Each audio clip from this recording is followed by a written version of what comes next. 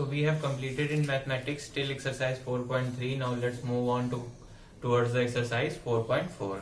It's a very simple exercise. So it's basically an extension of the basic proportionality theorem which we had studied in the earlier exercise.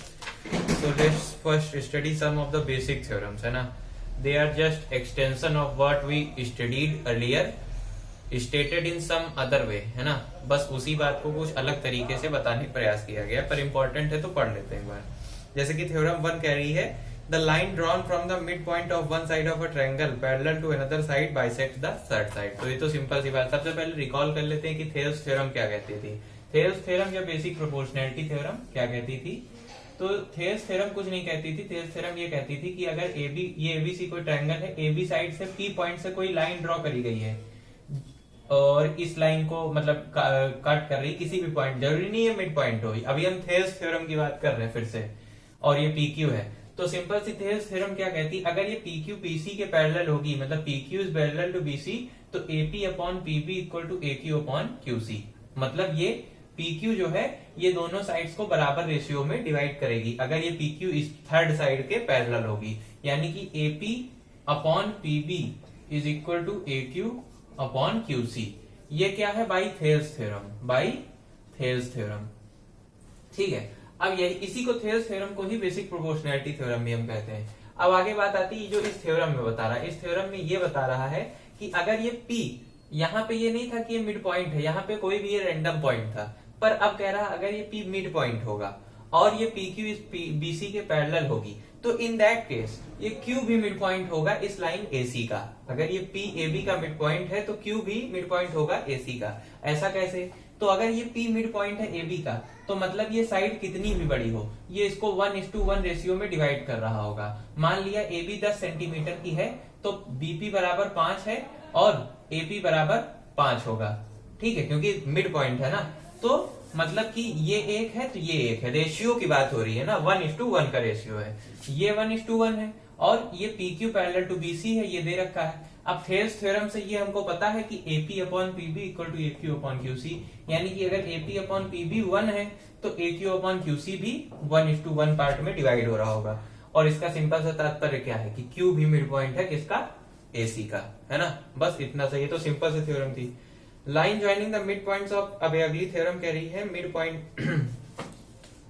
अगर कोई line है वो, अब इसमें क्या बता दिया, इस अगली थ्योरम में कह रहा है कि P और Q पहले से अगर ये गिवन है कि ये मिड पॉइंट है. पहले क्या बता रहा था पिछली थ्योरम में कि केवल P मिड पॉइंट है. अब बता रहा P और Q मिड पॉइंट गिवन है, और अगर ऐसा होता है कि P और Q मिड पॉइंट्स हैं तो PQ पैरेलल टू BC के, मतलब एक ही बात को अलग अलग थ्योरम में घुमा फिरा के बात वही कही जा रही है. अगली बात कह रहा है prove that the diagonals of a trapezium divide each other proportionally. अब ये इंपॉर्टेंट है. कैसे इंपॉर्टेंट है? सबसे पहली बात आती है we should know about trapezium. What is trapezium? तो ट्रेपेजियम एक ऐसा क्वाड्रिलेटरल होता है. क्वाड्रिलेटरल मीनिंग 4 साइड्स वाला पॉलीगॉन या क्लोज्ड फिगर. मान लिया ये ABCD है ना. तो इसमें क्या होता है, कोई भी एक पेयर ऑफ अपोजिट साइड्स आपस में पैरेलल होता है. जैसे कि यहाँ पे ये थोड़ा गड़बड़ बन गया, ये ऐसे AB पैरेलल टू CD है, आपको दिख रहा होगा. AB पैरेलल टू, भाई AC और BD तो पैरेलल है नहीं, इनको इंटरसेक्ट मतलब बढ़ा दोगे अगर ऊपर तो कहीं ना कहीं इंटरसेक्ट करेंगी, पर AB और CD को अगर बढ़ाओगे तो वो इंटरसेक्ट नहीं करेंगी, मतलब दोनों क्या है? पैरेलल है. तो ऐसा जो फिगर होता है जिसमें कोई एक pair of opposite sides parallel होते हैं, ये होता है हमारा ट्रेपेजियम.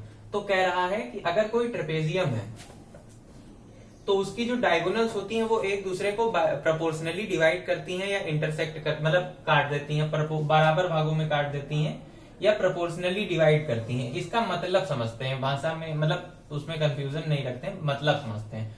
तो ट्रेपेजियम की डायगोनल्स ये हो गई. क्या है डायगोनल्स? दिख रही हैं आपको, AD और BC, ये दोनों डायगोनल्स है. मान लिया ये O पॉइंट पे इंटरसेक्ट कर रही हैं. तो इस थ्योरम के अकॉर्डिंग ये क्या कहना चाह रहा है कि ये होगा, मतलब ट्रेपेजियम की डायगोनल्स एक दूसरे को प्रोपोर्शनली डिवाइड करेंगी. मतलब AO upon OD, AO upon OD is equal to BO upon OC. मतलब AO अपॉन OD अगर 1/2 है तो BO अपॉन OC भी 1/2 आएगा. रेशियो दोनों का बराबर होगा. ठीक है, मेजरमेंट चाहे जो हो, रेशियो बराबर होगा उनका, है ना. कि अगर ये 1:1 है तो अगला वाला भी 1:1 के पार्ट में ही डिवाइड हो रहा होगा, है ना। तो अगर बात करते हैं कैसे हम इसको प्रूव करें, यही हमें प्रूव करना है, टू प्रूव। तो इसको प्रूव करने के लिए एक कंस्ट्रक्शन छोटा सा, क्या कंस्ट्रक्शन, हम वही थेल्स थ्योरम का यूज करेंगे। कैसे यूज करेंगे, तो ओ से चाहे इधर को एक लाइन खींच लीजिए, ये मान लिया ये OL है, ठीक है, OL। और ये जो OL है हमने बाई कंस्ट्रक्शन पैरेलल ड्रॉ करी है किसके, DC के। OL, let us draw OL parallel to CD या DC, है ना, जो भी कह लो। अब अगर OL पैरेलल टू CD है तो ट्रायंगल ACD को कंसीडर करिए, ट्रायंगल ACD को कंसीडर करिए। तो आपको दिख रहा है ट्रायंगल ACD, तो इसमें OL is parallel to CD। और जब भी ऐसा होता है तो थेल्स थ्योरम क्या कहती है, AL upon LC is equal to AO upon OD। भाई OL पैरेलल टू CD है तो by Thales theorem AL upon LC is equal to AO upon OD। यही तो कहती Thales theorem, by Thales theorem, ठीक है। अब देखो, और यही चीज अब उल्टा कंसीडर कर लो। अब देखो इसमें आपको डायगोनल्स के कौन कौन से हिस्से मिल गए, हमें कोई ना कोई दिमाग लगा के थेल्स थ्योरम का यूज करके डायगोनल्स के सारे पार्ट को इक्वेशन में इंक्लूड करना है। तो कौन कौन से पार्ट आ गए, AL और LC तो डायगोनल का पार्ट है नहीं, पर AO और OD एक डायगोनल पूरी आ गई हमारे पास। अब हम इस डायगोनल को कंसीडर करते हैं OC और OB। उसके लिए हमें कौन सा ट्रायंगल लेना पड़ेगा, उसके लिए हमको ट्रायंगल उल्टा देखना शुरू करिए, क्या, ACB। अभी हमने लिया था ये नीचे वाला, अब यही ले लीजिए ACB, है ना। ये ऐसे, ये जो ऐसे त्रिकोण बना, ऐसे ऐसे ऐसे ऐसे ऐसे ऐसे, ये वाला। तो अगर इसमें देखें तो OL जो है पैरेलल ड्रॉ करी थी हमने किसके, CD के। लेकिन हमको पता है ट्रेपेजियम में क्या, कि CD पैरेलल है AB के। तो अगर OL हमने ड्रॉ करी है CD के पैरेलल और CD पैरेलल है AB के, तो ये भी कहता है ना कि ये OL इसके पैरेलल भी होगा, क्योंकि जब ये और ये पैरेलल है और ये इसके पैरेलल है तो ये इसके पैरेलल भी होगी। ये तो सिंपल सी बात है ना, कि अगर ये इसके बराबर है इन केस और ये इसके बराबर तो ये इसके बराबर भी होगी, मतलब एक समझने की बात। तो अगर OL पैरेलल है AB के तो बाय थेल्स थ्योरम हम क्या कह सकते हैं, OC upon OB equal to CL upon AL, ठीक, ये आ गया by Thales theorem, OC upon OB equal to CL upon AL, ठीक, ये चीज। अब देखो अगर इन दोनों को कंपेयर करो, इक्वेशन 1 और इक्वेशन 2 को, तो कंपेयर करने पे क्या मिल रहा है, ये CL और AL ये वाले, मतलब ये चीज और ये चीज सेम है, बस ऊपर नीचे लिखा है। मतलब इसका ये लेफ्ट हैंड साइड वाला टर्म और इस इक्वेशन का राइट हैंड साइड वाला टर्म दोनों सेम है, बस रेसिप्रोकल है। तो इसको ऊपर नीचे कर लो, रेसिप्रोकल करोगे तो दोनों तरफ करना है, ये चीज ध्यान रखना। OC कर लिया और इधर भी AL ऊपर कर लिया और LC नीचे कर लिया। CL या LC एक ही चीज तो है ना। तो अब इसको इक्वेशन 3 मान लो या इसको इक्वेशन 2 मान लो, उसको 2 मत मानो, इसको हटा दो। अब इक्वेशन 1 और 2 से क्या दिख रहा है, AL अपॉन LC यहाँ भी है, AL अपॉन LC यहाँ भी है, तो मतलब ये वाला टर्म और ये वाला टर्म दोनों बराबर हो जाएंगे। By comparing equation 1 and equation 2, AO upon OD is equal to OB upon OC। और हमें लाना क्या था, AO upon OD equal to OB upon OC, वही जो हमें लाना था। मतलब AO upon OD is equal to OB upon OC, यानी कि ट्रेपेजियम की जो डायगोनल्स होती हैं हमेशा एक दूसरे को प्रोपोर्शनली इंटरसेक्ट करती हैं या कट करती हैं, इतना सी बात। अगली थ्योरम क्या कहती है, if the diagonals of a quadrilateral divide each other proportionally then it is a trapezium. मतलब अगर कोई क्वाड्रिलेटरल है, उसकी जो डायगोनल्स हैं एक दूसरे को प्रोपोर्शनली कट कर रही हैं, तो वो ट्रेपेजियम होगा। जो अभी पढ़ा इसका उल्टा बता रहे हैं, वही कन्वर्स जिसको कहते हैं ना, उल्टा, कि अगर कोई क्वाड्रिलेटरल है उसकी डायगोनल्स एक दूसरे को प्रोपोर्शनली इंटरसेक्ट कर रही हैं, तो वो एक ट्रेपेजियम होगा। तो ये तो आप मतलब बता ही सकते हैं, उल्टा आप प्रूफ ही कर लेंगे। इसमें क्या किया गया है, वैसे ही हमें EF जो है पैरेलल ड्रॉ कर देनी है, मतलब ये OL जैसे ड्रॉ करी ऐसे ही सिमिलरली ड्रॉ कर देनी है।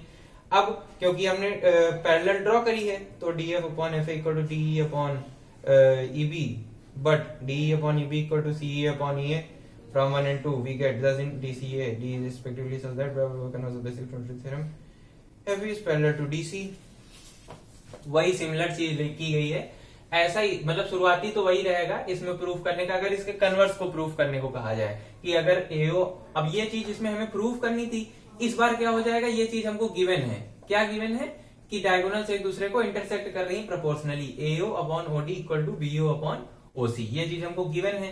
ठीक है, अब हमको क्या प्रूफ करना है कि ये जो है एक ट्रेपेजियम है, और ट्रेपेजियम प्रूफ करने के लिए क्या तात्पर्य है, कैसे प्रूफ करें, मतलब इसकी अपोजिट साइड्स पैरेलल हैं, A B is parallel to C D, इतना प्रूफ करना है हमको।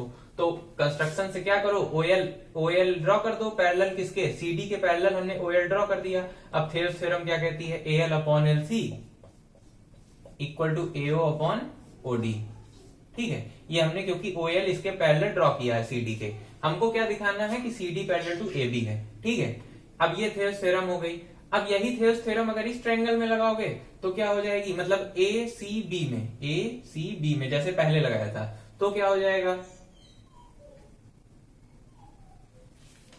L upon L C is equal to AO upon OD.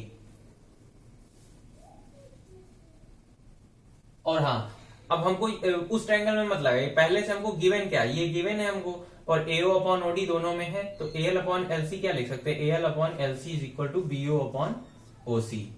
क्या लिख दिया, L upon L C is equal to BO upon O C. ध्यान से देखिए, in triangle A C B में क्या आपको दिख रहा है, L upon L C equal to BO upon O C. तो ऐसा क्या होता है, converse of basic proportionality theorem या थेव्स थ्योरम का जो कन्वर्स है वो क्या कहता है कि अगर ये और ये बराबर रेशियो में है तो ये साइड पैरेलल टू ये साइड होगी। और यही हमको प्रूफ करना था कि अगर ये साइड इसके पैरेलल है और ये इसके पैरेलल हमने ड्रॉ ही करी थी, मतलब ये आपस में भी पैरेलल है, तो ये ट्रेपेजियम हो गया। तो सिंपल सा है। नेक्स्ट थ्योरम क्या कहती है, any line parallel to the parallel sides of a trapezium divides the non parallel sides proportionally.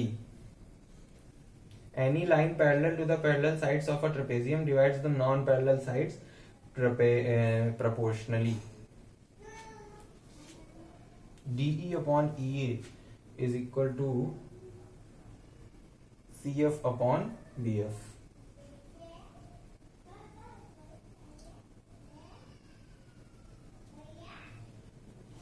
इसको प्रूफ करने से कोई मतलब नहीं, छोटा सा है वैसे ही, है ना। देख लेते क्या कह रही थ्योरम, ये तो देख ही लेते हैं।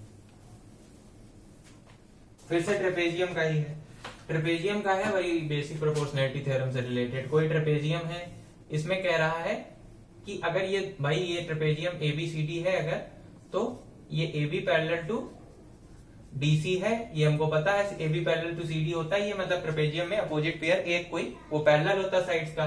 तो अगर इसमें एक और कोई पैरेलल लाइन ड्रॉ कर दी जाती इन दोनों के पैरेलल, इसको नाम दे दिया कि PQ है, ठीक है, PQ साइड पैरेलल ड्रॉ कर दी गई AB और CD के, है ना, क्योंकि वो आपस में पैरेलल है, तो चाहे कहो कि AB के पैरेलल, चाहे कहो CD के, या चाहे कहो दोनों के पैरेलल है, तो क्या होगा, ये PQ जो है ये AD और BC को प्रोपोर्शनली डिवाइड करेगी। अब इतना तो समझ गए होंगे प्रोपोर्शनली का क्या मतलब। प्रोपोर्शनली का मतलब है कि AP upon PD is equal to BQ upon QC, ये हमको प्रूफ करना है। मतलब ये होता है, पर ये कह रहे हैं प्रूफ करो इस चीज को, तो इस चीज को प्रूफ करने के लिए बार बार वही ट्रायंगल बनाना पड़ेगा। एक लाइन मतलब इसको मिला दीजिए डायगोनल को, इस डायगोनल को जब आप मिला देंगे तो आप ट्रायंगल ADC को देखिए, इन ट्रायंगल ADC को देखिए, अगर ट्रायंगल को ADC, तो मान लिया ये कोई पॉइंट है L, ठीक है, तो PL जो है वो DC के पैरेलल है, ये तो आपको पता ही क्योंकि हमने ड्रॉ ही उस हिसाब से किया, PL पैरेलल टू DC है, तो बाय थेव्स थ्योरम क्या हो जाएगा, AP upon PD is equal to AL upon LC, ठीक, बाय थेव्स थ्योरम। ऐसे ही इस ट्रायंगल को कंसीडर कीजिए, ABC को, in triangle ABC, QL is parallel to AB, QL is parallel to AB, तो by Thales theorem CQ upon BQ CL upon AL, ठीक है। अब देखो इन दोनों को कंपेयर करो, ये दोनों एक ही चीज लिखी हुई है, ये वाला, इन दोनों इक्वेशन में RHS कॉमन है, लेकिन ऊपर नीचे लिखा हुआ है, तो रेसिप्रोकल कर लो। और रेसिप्रोकल इधर करेंगे तो इधर भी करना पड़ेगा, तो ये हो जाएगा बी क्यू ऊपर आ जाएगा, सी क्यू नीचे चला जाएगा, ए एल ऊपर आ जाएगा, एल सी नीचे चला जाएगा। अब ये दोनों देखो एकदम सिमिलर हैं, तो इन दोनों को कंपेयर करके क्या मिलेगा, अगर ये और ये बराबर है तो ये और ये भी बराबर होगा। This implies AP upon P D is equal to B Q upon C Q. AP upon P D is equal to B Q upon C Q, भाई यही हमें प्रूफ करना था। ठीक है, AP upon P D equal to B Q upon C Q, मतलब proportionally divide हो रही है। ये है सिंपल सा आंसर।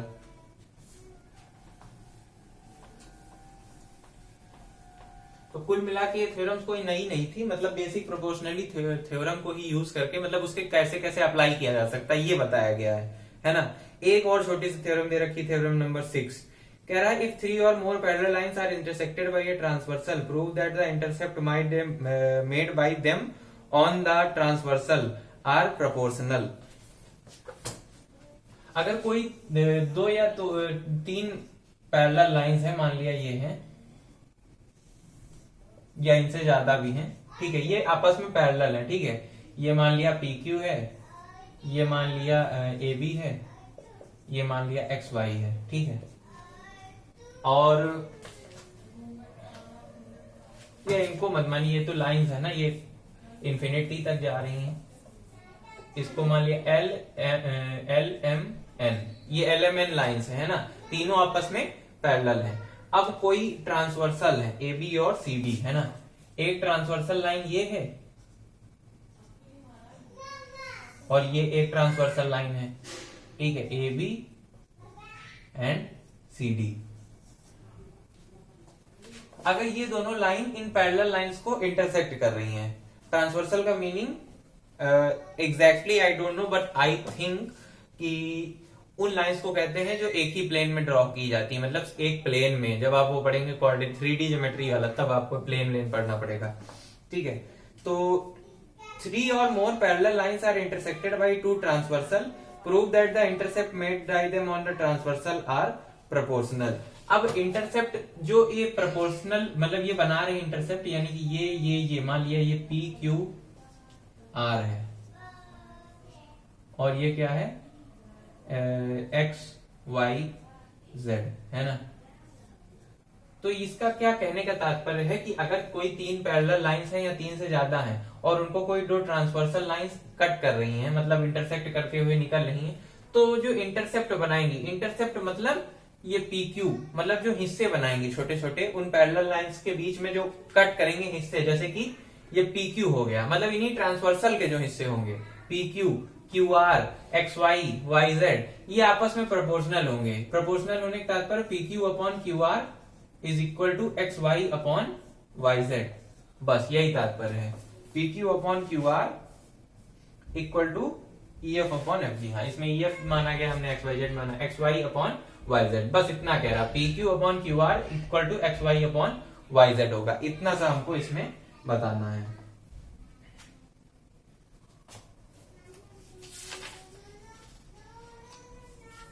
अब अगर इसमें इसको प्रूफ करने के लिए कह दिया जाए तो एक बार देख लेते, छोटा सा प्रूफ है ना, इसमें हमको कंस्ट्रक्शन करना पड़ेगा। कंस्ट्रक्शन क्या करना पड़ेगा, ये जो सीडी लाइन है, इसके सीडी वाली जो ट्रांसवर्सल लाइन है, इसके पैरेलल पी से एक लाइन ड्रॉ कर दो, पी से एक लाइन इसके पैरेलल ड्रॉ कर दो। मान लिया ये कोई लाइन हो गई पी, क्या मान लें इसको, पी अल्फा मान लो, पी अल्फा, ठीक है, कुछ नहीं समझ में आ रहा, पी अल्फा मान लेते हैं, ठीक। और ये यहां पे कट कर रही है बीटा पे, ठीक। अब देखो ये ट्रायंगल आपको दिख रहा होगा P Q, sorry P R alpha, ये वाला ट्रायंगल आपको दिख रहा होगा।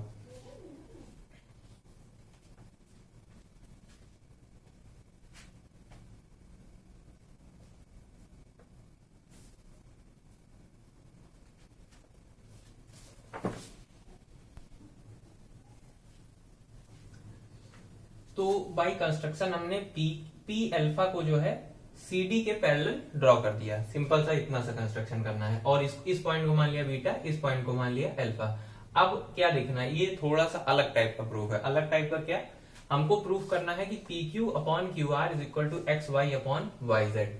तो एक चीज तो आपको दिख रही होगी, क्या पी आर अल्फा वाला जो ट्रायंगल है इसमें आप थेल्स थ्योरम लगा सकते हो। थेल्स थ्योरम कैसे लगा सकते हो, मान लगा देते हैं, apply Thales theorem in triangle P R alpha. P R alpha मतलब पी आर अल्फा, इस वाले ट्रायंगल में थेल्स थ्योरम लगाओगे। क्यों? क्योंकि ये जो भाई ये लाइन बीच वाली और ये लाइन, ये तीनों आपस में पैरेलल थी ना, तो Q alpha is parallel to R alpha, Q alpha is parallel to R alpha. तो इसका तात्पर्य क्या है, by Thales theorem P Q upon Q R, P Q upon Q R is equal to P beta upon beta alpha. ठीक, P Q upon Q R is equal to P beta upon beta alpha. ठीक है, इतना सा हो गया। ठीक है, अब इसको मान लो इक्वेशन नंबर 1। दूसरी चीज क्या हम देख सकते हैं, दूसरी चीज हम ये देख सकते हैं कि ये एक्स वाई जो है बाई कंस्ट्रक्शन, क्योंकि हमने इस लाइन के पैरेलल ये लाइन ड्रॉ करी है ना पी अल्फा वाली, तो एक्स वाई पैरेलल टू हो जाएगा पी बीटा, और ऐसे ही ये लाइन इतना हिस्सा इस हिस्से के बराबर हो जाएगा, और ऐसे ही ये इतना हिस्सा इस हिस्से के पैरेलल हो जाएगा। क्यों पैरेलल हो जाएगा? क्योंकि भाई ये तो लाइन आपस में पैरेलल है ही है, तो ये हिस्सा और ये हिस्सा पैरेलल और ये और इसके पैरेलल। और जब अपोजिट साइड्स एक क्वाड्रिलेटरल की पैरेलल होती हैं तो वो क्या होता है, वो होता है एक पैरेललोग्राम। और ये भी हमें पता है कि in a parallelogram opposite sides are parallel, है ना, पैरेलल एंड इक्वल, यानी कि ये अपोजिट साइड्स जो है इसकी बराबर हो जाएंगी। P beta is equal to X Y and beta and beta Y is equal to X P, इसकी अपोजिट साइड्स हो जाएंगी पैरेलल एंड इक्वल। ऐसे ही अगर इस वाले क्वाड्रिलेटरल को देखो बीटा वाई जेड अल्फा, तो ये भी एक पैरेललोग्राम हो जाएगा। क्यों? क्योंकि ये साइड इस साइड के पैरेलल है और ये इसके पैरेलल बाई कंस्ट्रक्शन है, तो ये भी पैरेललोग्राम, तो इसकी भी अपोजिट साइड बराबर हो जाएंगी। अब इस बराबर वाली चीज का यूज हम इस इक्वेशन में करेंगे, P Q upon Q R. P Q upon Q are, तो भाई हमको जो प्रूफ करना है, ये प्रूफ करना है ये चीज, तो इसमें P Q upon Q are तो है ही है, तो उसको ना छेड़ो, उसको वैसे ही लिख दो P Q upon Q are. और पी बीटा और बीटा अल्फा को कैसे हटा सकते हैं? पी बीटा हमने कहा इसके बराबर होगा, opposite sides of a parallelogram are equal, तो पी बीटा को आप एक्स वाई लिख सकते हैं, और बीटा अल्फा को क्या लिख सकते हैं, बीटा अल्फा बराबर होगा वाई जेड के, क्योंकि opposite sides of a parallelogram are equal and parallel, तो बीटा अल्फा बराबर हो जाएगा वाई जेड के। और यही हमको प्रूफ करना था, P Q upon Q R is equal to X Y upon Y Z. ये हो गई अपनी थ्योरम।